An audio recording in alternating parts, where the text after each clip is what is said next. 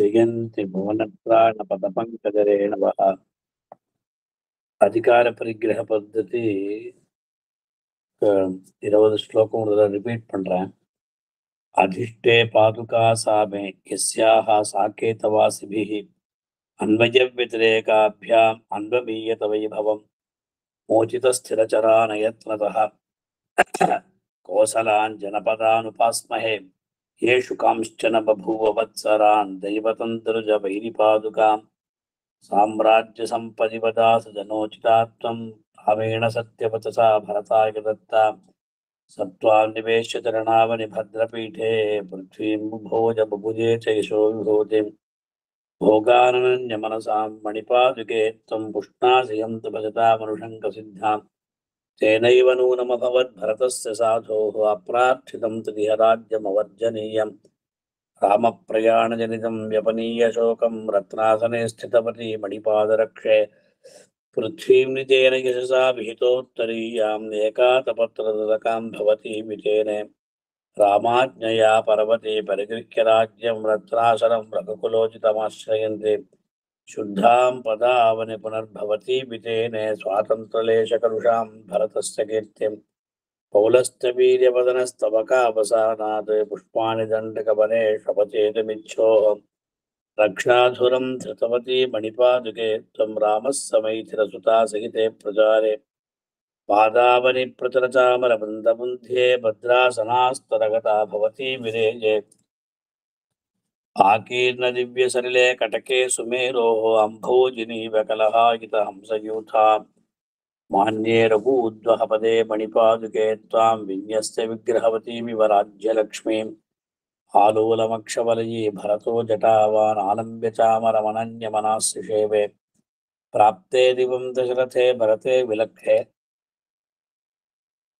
పర్యాకులేషు పరముత్తరకోసలేషు త్వం చేదుపేక్షితపతి కైవా భవిష్యతే గోపాయితాన్ గుహసకస్య విభోః పదం తత్ భ్రాతుర్యదంబ విరహాత్ భరతే విషణ్ణే దాక్షిణ్యమాశ్యతపతి మణిపాదుకే త్వం ఆసీదశేష జగతాం శ్రవణామృతం తత్ వాచాలకాహరసహం బిరుదం దదాతే రాజ్యం తదా దశరథాదనురామత ప్రాగ్ బిభ్రాణయా చ నరక్షణ వీతఖేదం తుల్యాధికార భజనేన బభూవధన్యో వంశస్త్వయాంబమనువంశమహీపతీనాం పరిషానితాని వృషలో నృతపాంసి తేపే బాలో న కశ్చిదపి మృత్యువశం జగామ రాజ్యే తవాంబరగపుంగవపాదరక్షే నైవాపరం ప్రతివిధేయ బభూప్రసక్తం విశ్వం త్వదాశ్రితపదాంబుజ సంభవాయాం యస్యాం ప్రతిష్ఠితమిదం మణిపాదరక్షే ఆసీదనన్యశరణా సపగే యథావత్ సాపి త్వయా వసుమతే విహిత ప్రతిష్ఠా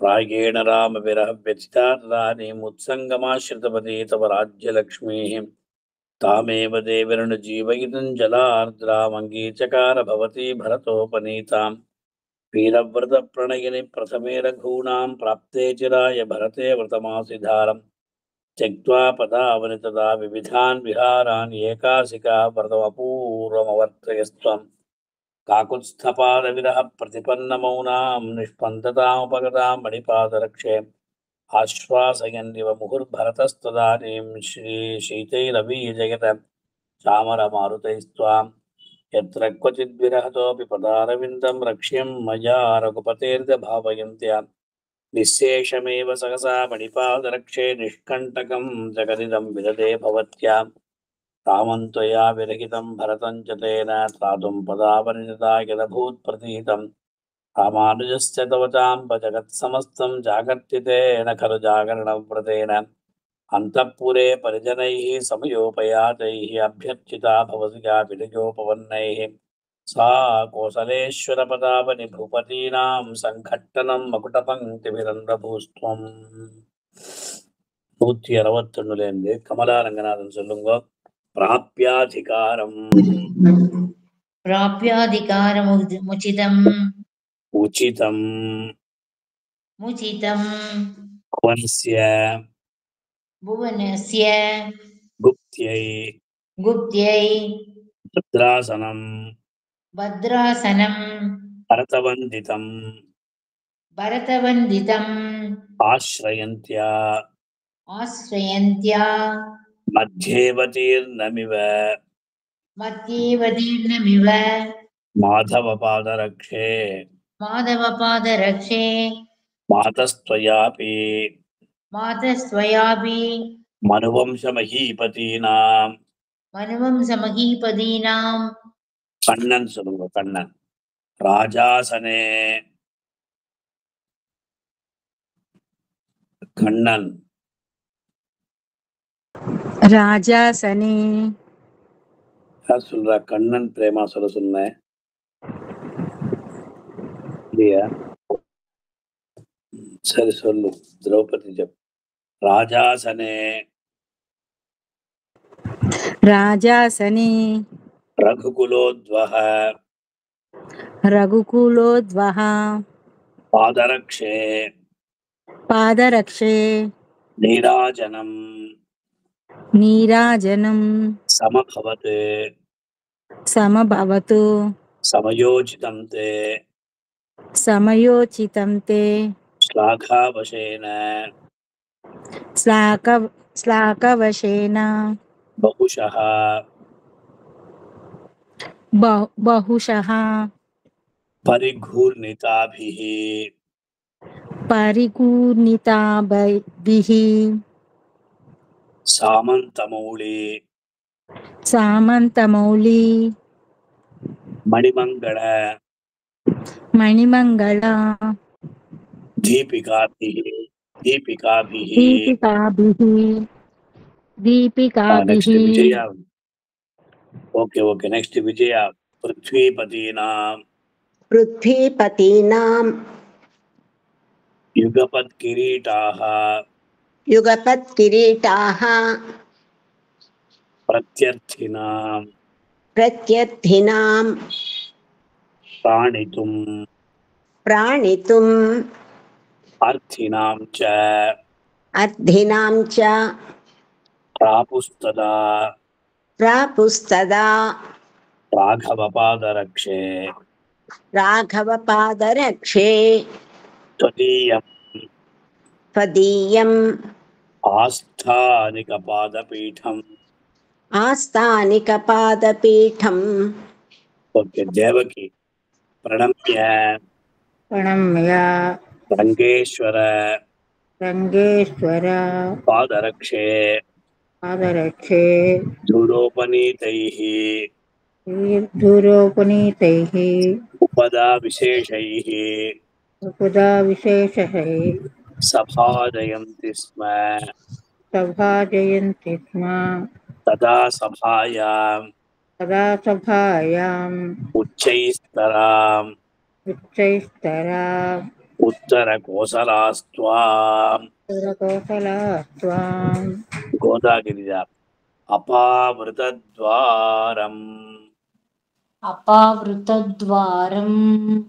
అయంత్రితాశ్వం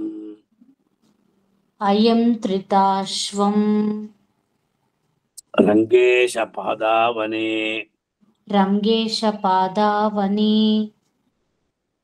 పూర్వమాసీత్ త్వయా యదృచ్ఛా సుఖసుప్త పాంథం ఏమిటి స్వామి? పాంథం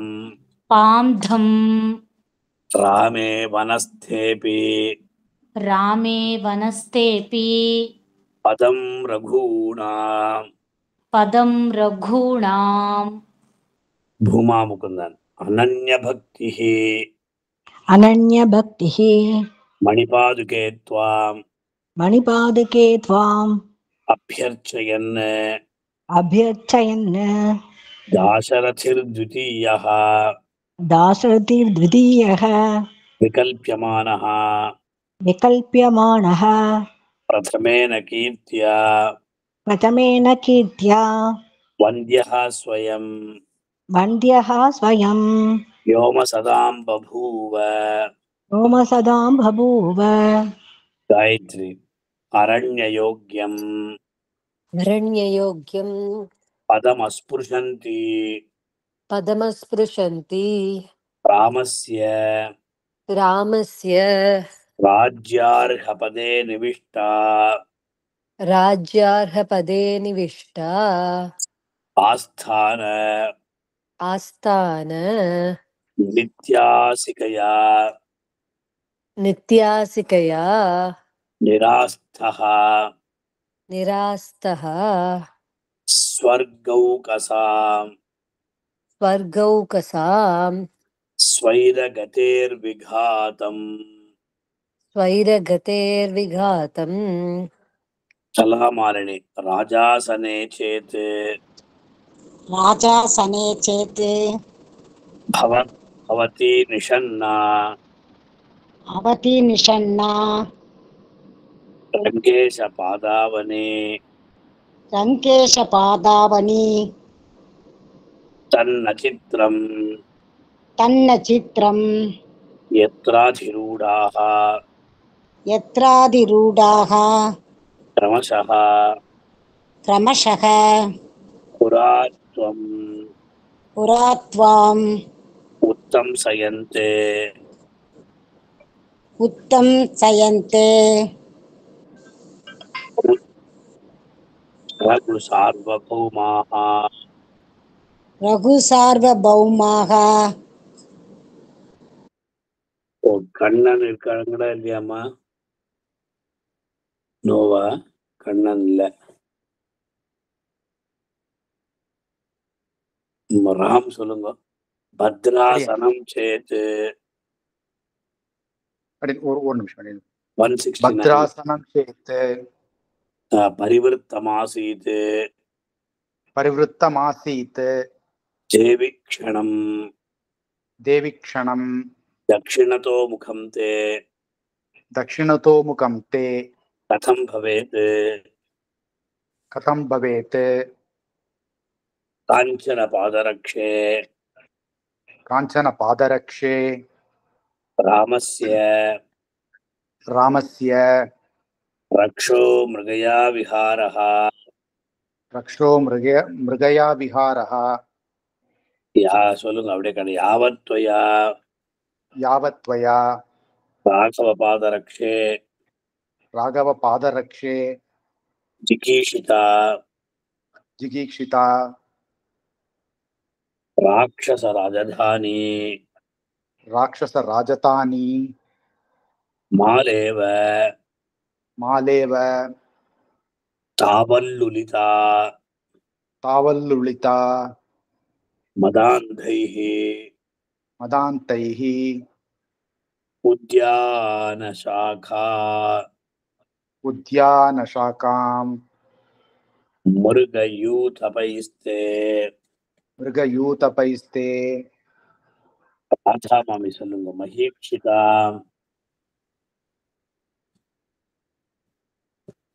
ராதா விராக் சொல்றேன் மாமா.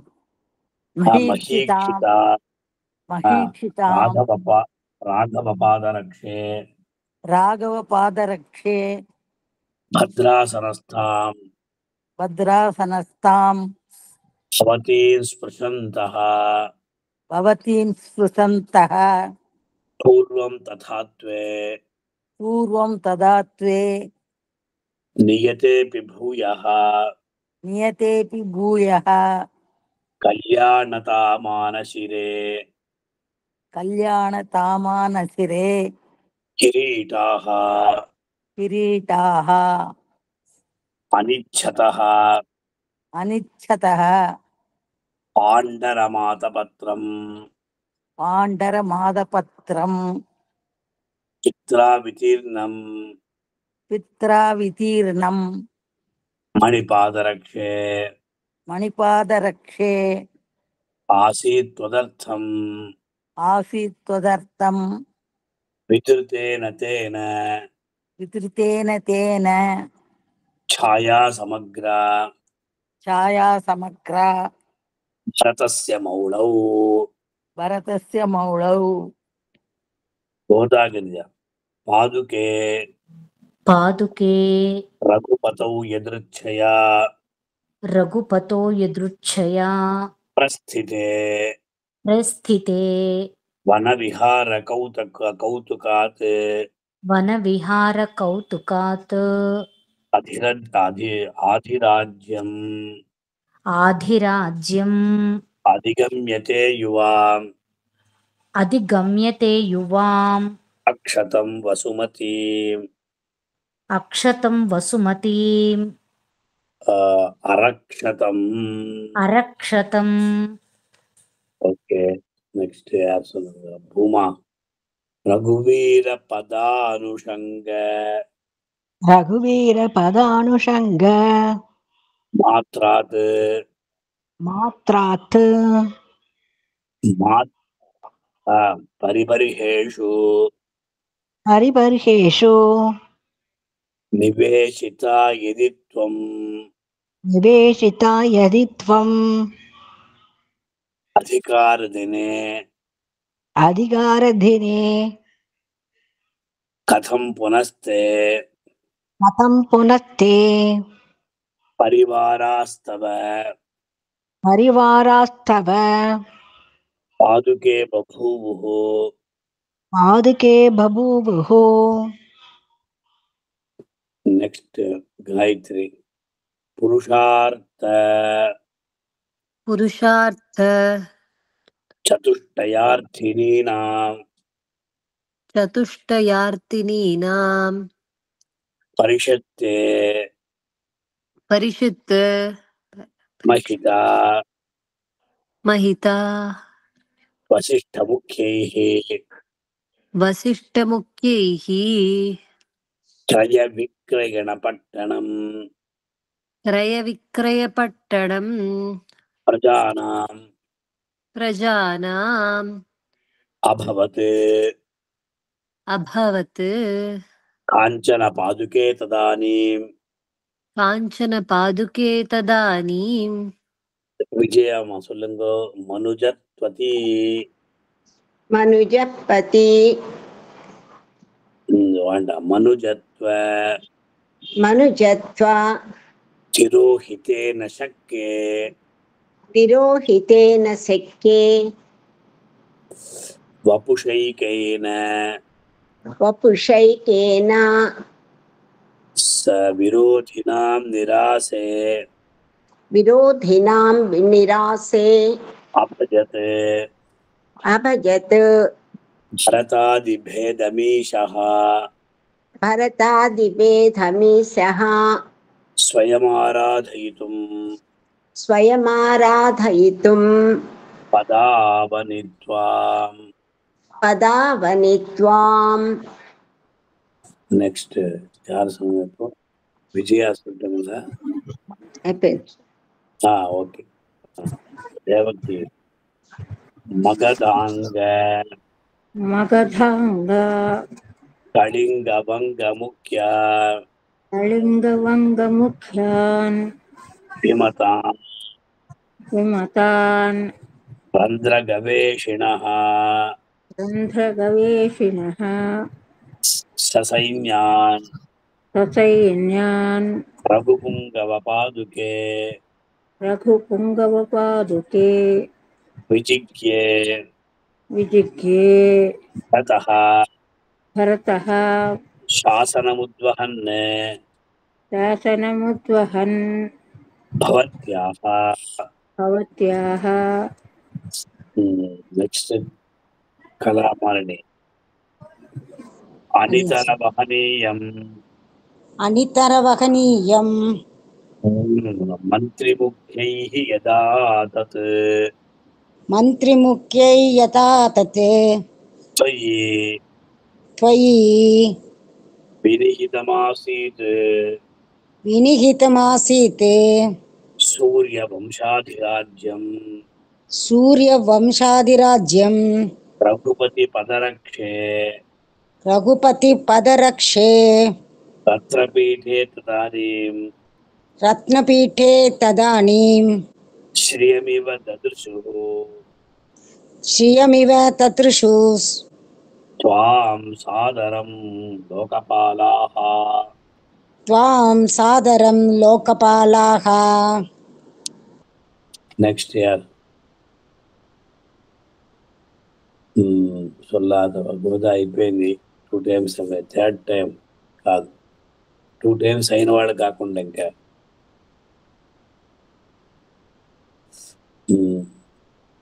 కమలా రంగనాథ్.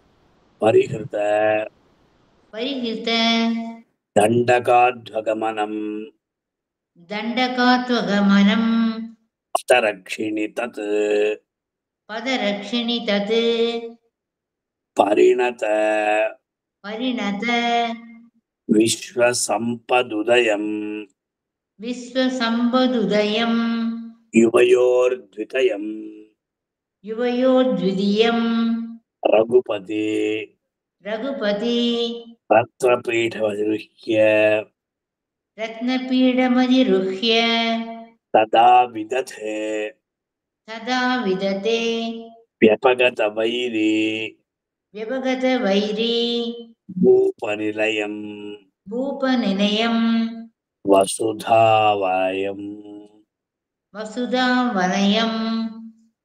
ప్రాప్తోదయా. நானே சொல்றதா மாமா?